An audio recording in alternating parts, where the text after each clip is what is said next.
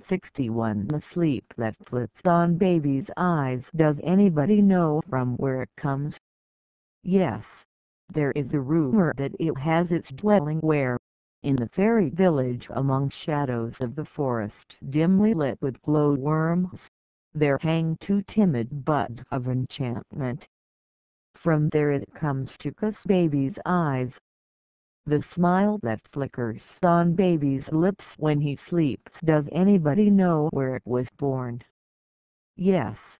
There is a rumor that a young pale beam of a crescent moon touched the edge of a vanishing autumn cloud, and there the smile was first born in the dream of a dew-washed morning. The smile that flickers on baby's lips when he sleeps.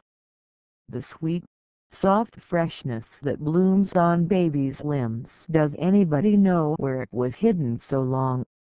Yes. When the mother was a young girl it lay pervading her heart in tender and silent mystery of love. The sweet, soft freshness that has bloomed on baby's limbs. 62. When I bring to you colored toys, my child, I understand why there is such a play of colors on clouds, on water, and why flowers are painted in tins when I give colored toys to you, my child. When I sing to make you dance I truly know why there is music in leaves, and why waves send their chorus of voices to the heart of the listening earth. When I sing to make you dance, when I bring sweet things to your greedy hands I know why there is honey in the cup of the flowers and white fruits are secretly filled with sweet juice. When I bring sweet things to your greedy hands, when I kiss your face to make you smile, my darling, I surely understand what pleasure streams from the sky in morning light, and what delight that is which the summer breeze brings to my body when I kiss you to make you smile. 63. Thou hast made me known to friends whom I knew not. Thou hast given me seats in homes not my own. Thou hast brought the distant near and made a brother of the stranger. I am uneasy at heart when I have to leave my accustomed shelter. I forget that there abides the old in the new, and that there also thou abidest. Through birth and death, in this world or in others, wherever thou leadest me it is thou, the same, the one companion of my endless life, whoever link off my heart with bonds of joy to the unfamiliar. When one knows thee, then alien there is none, then no door is shut. Oh, grant me my prayer that I may never lose the bliss of the touch of the one in the play of many. 64. On the slope of the desolate river among tall grasses I asked her, grave accent maiden, where do you go shading your lamp with your mantle? My house is all dark and lonesome, lend me your light. She raised her dark eyes for a moment and looked at my face through the dusk. Grave accent, I have come to the river, she said. Grave accent, to float my lamp on the stream when the daylight wanes in the west. I stood alone among tall grasses and watched the timid flame of her lamp uselessly drifting in the tide. In the silence of gathering night I asked her, grave accent maiden, your lights are all lit, then where do you go with your lamp? My house is all dark and lonesome, lend me your light. She raised her dark eyes on my face and stood for a moment doubtful. Grave accent, I have come, she said at last. Grave accent, to dedicate my lamp to the sky. I stood and watched her light uselessly burning in the void. In the moonless gloom of midnight I asked her, grave accent maiden, what is your quest? Holding the lamp near your heart. My house is all dark and lonesome, lend me your light. She stopped for a minute and thought and gazed at my face in the dark. Grave accent, I have brought my light, she said. graved accent to join the carnival of lamps. I stood and watched her little lamp uselessly lost among lights. 65 What divine drink wouldst thou have, my God, from this overflowing cup of my life? My poet, is it thy delight to see thy creation through my eyes and to stand at the portals of my ears silently to listen to thine own eternal harmony? Thy world is weaving words in my mind and thy joy is adding music to them. Thou givest thyself to me in love and then feelest thine own entire sweetness in me. 66 She who ever had remained in the depth of my being, in the twilight of gleams and of glimpses, she who never opened her veils in the morning light, will be my last gift to thee, my God, folded in my final song. Words have wooed yet failed to win her. Persuasion has stretched to her its eager arms in vain. I have roamed from country to country keeping her in the chord of my heart, and around her have risen and fallen the growth and decay of my life. Over my thoughts and actions, my slumbers and dreams, she reigned yet dwell alone and apart. Many a man knocked at my door and asked for her and turned away in despair. There was none in the world who ever saw her face to face, and she remained in her loneliness waiting for thy recognition. 67 Thou art the sky and thou art the nest as well. O thou beautiful! There in the nest is thy love that encloses the soul with colors and sounds and odors. There comes the morning with the golden basket in her right hand bearing the wreath of beauty, silently to crown the earth. And there comes the evening over the lonely meadows deserted by herds, through trackless paths, carrying cool draughts of peace in her golden pitcher from the western ocean of rest. But there, where spreads the infinite sky for the soul to take her flight in, reigns the stainless white radiance. There is no day nor night, nor form nor color, and never, never the word. 68 Thy sunbeam comes upon this earth of mine with arms outstretched and stands at my door the livelong day to carry back to thy feet clouds made of my tears and sighs and songs. With fond delight thou wrappest about thy starry breast that mantle of misty cloud, turning it into numberless shapes and folds and coloring it with hues ever keen. It is so light and so fleeting, tender and tearful and dark. That is why thou lovest it, O thou spotless and serene. And that is why it may cover thy awful white light with its pathetic shadows. 69 The same stream of life that runs through my veins night and day runs through the world and dances in rhythmic measures. It is the same life that shoots in joy through the dust of the earth in numberless blades of grass and breaks into tumultuous waves of leaves and flowers. It is the same life that is rocked in the ocean cradle of birth and of death, in ebb and in flow. I feel my limbs are made glorious by the touch of this world of life. And my pride is from the life throb of ages dancing in my blood this moment. 70 Is it beyond thee to be glad with the gladness of this rhythm? To be tossed and lost and broken in the whirl of this fearful joy? All things rush on, they stop not, they look not behind. No power can hold them back, they rush on, keeping steps with that restless, rapid music.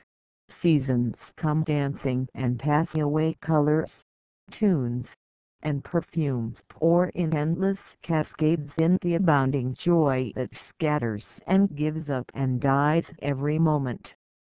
71 That I should make much of myself and turn it on all sides, thus casting colored shadows on thy radiance. Such is thy Maya.